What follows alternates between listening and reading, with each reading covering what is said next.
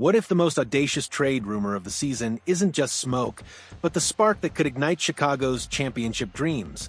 There's a peculiar electricity crackling through the NBA grapevine right now, the kind that makes front office phones ring at midnight and sends general managers scrambling to their whiteboards. It's the unmistakable buzz of chaos meeting opportunity, and sitting right at the intersection of both is Anthony Davis, Chicago native, 10-time All-Star, and quite possibly the most fascinating trade chip nobody saw coming. Let me paint you the picture that has NBA insiders whispering in war rooms across the league. The Dallas Mavericks, a franchise that just 5 months ago shocked the basketball world by acquiring Davis in exchange for generational talent Luka Doncic, are already reportedly testing the waters on moving the injury-prone big man. Yes, you read that correctly. The same organization that dismantled its entire future, that traded away a 26-year-old superstar in his absolute prime, might already be having buyer's remorse on their 32-year-old centerpiece who's managed to suit up for just 14 games since arriving in Big D. And here's where it gets absolutely delicious. The Chicago Bulls, currently sitting at a surprising 9-7 and desperately searching for that final piece to transform from plucky overachievers into legitimate contenders, are being floated as a potential landing spot for the Windy City's own Anthony Marzon Davis Jr., the Dallas Disaster. How did we get here? To understand why this rumor has legs, we need to dissect the absolute carnage that is the Dallas Mavericks 2024-25 season. At 5-13, they're not just struggling.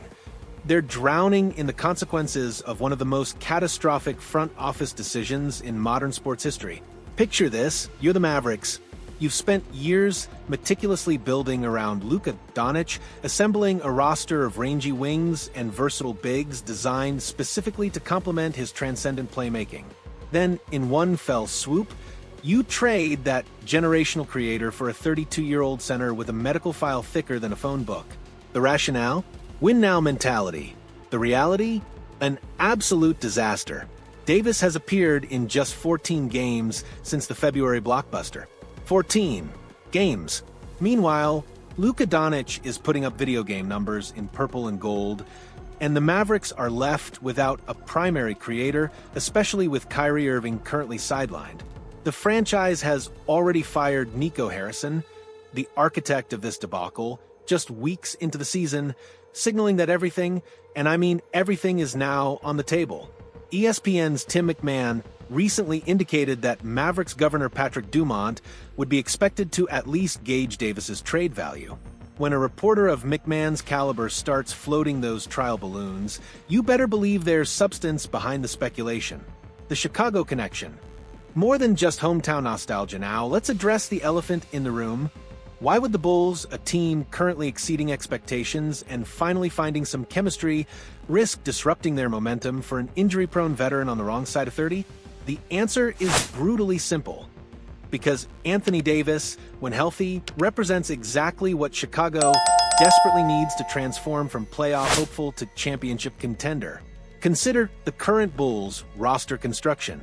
At 9-7, they're overachieving thanks largely to the surprisingly effective pairing of Josh Giddey and 35-year-old Nikola Vucevic. Giddey has found his rhythm working pick-and-pop actions with Vooch, creating spacing and offensive flow that has defied preseason expectations. But here's the thing. As good as Vucevic has been, he's a 35-year-old center whose defensive limitations become glaringly apparent in playoff basketball.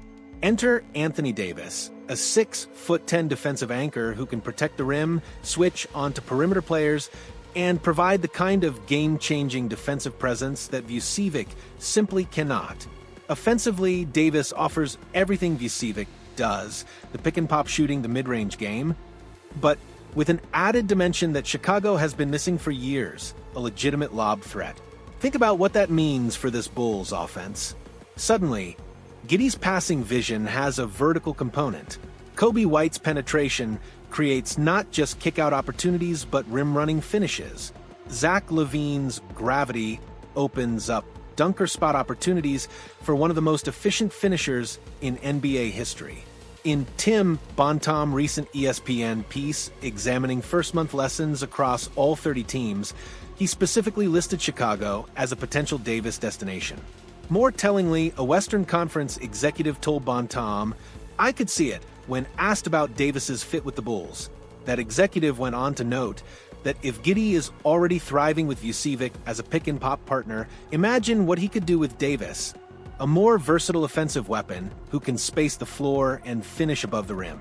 The assets. Can Chicago actually pull this off? Here's where the Bulls' front office deserves credit for their patience and asset management. Unlike many middling franchises that have mortgaged their future for marginal improvements, Chicago has maintained flexibility. They have trade pieces. They have draft capital. They have the ammunition to make a serious offer without completely gutting the roster. Vucevic himself becomes a valuable trade chip in this scenario, an expiring contract who can provide immediate offensive production for a Dallas team desperately lacking creation.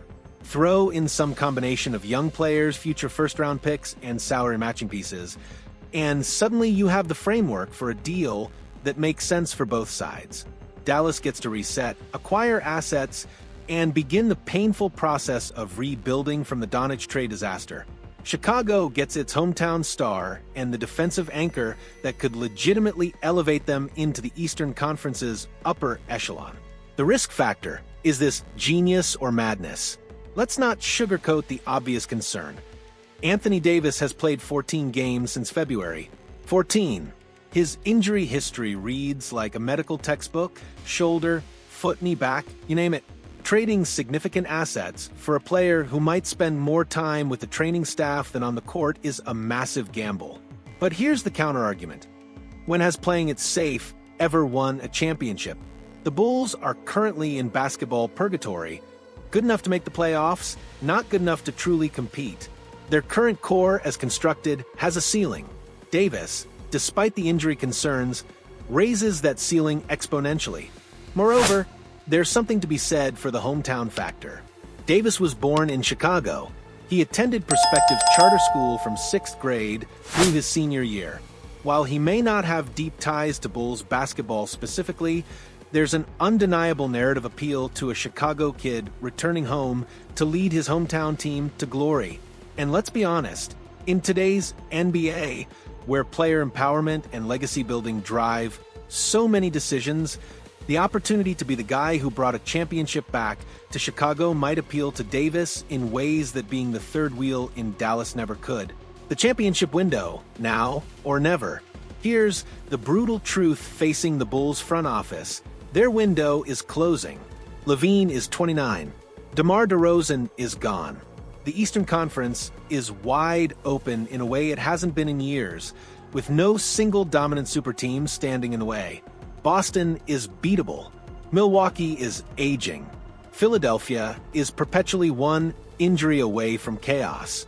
This is the moment, the rare convergence of opportunity and capability, where a bold move could catapult a franchise from mediocrity to contention.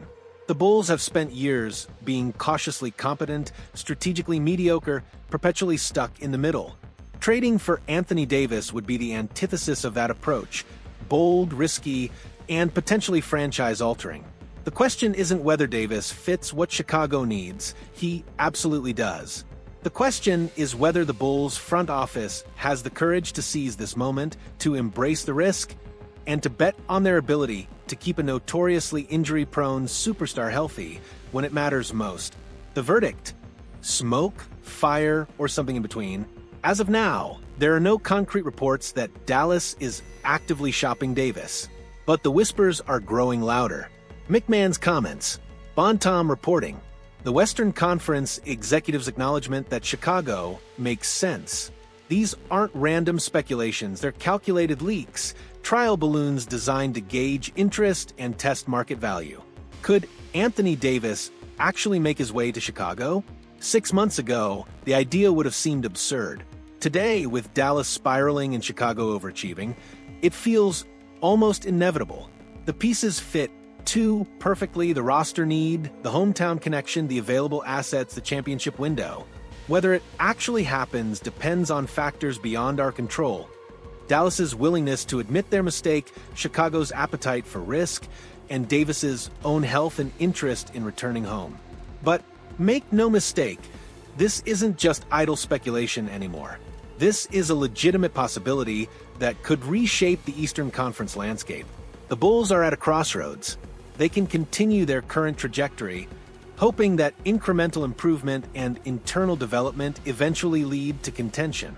Or they can swing for the fences, bring home their prodigal son, and bet everything on one audacious, potentially championship-altering gamble. So, what do you think? Is this the bold move that finally elevates the Bulls to contention, or just another injury-prone gamble destined to backfire? Drop your thoughts in the comments below, and if you're as fired up about this possibility as I am, smash that like button, and let's keep this conversation going. Because if this trade actually happens, you'll want to remember where you were when the rumor first started feeling real.